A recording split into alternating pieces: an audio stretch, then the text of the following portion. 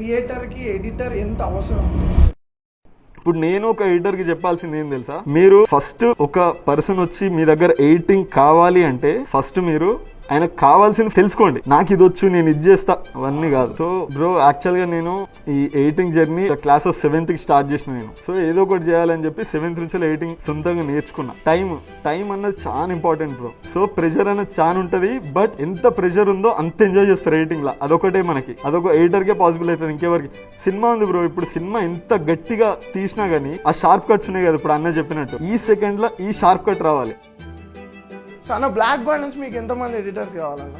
So నేనైతే ఒక 5 members అయితే తీసుకుంటాను. 5 members. ఎవరు మరి 5 members ఈ ప్రొఫైల్స్ ఆగంబా దగ్గర పంపిస్తాం. ఎవరైతే చేస్తారో ఇలా. ఎంతమందికి ఇంట్రెస్ట్ ఉంది వర్క్ చేయడానికి?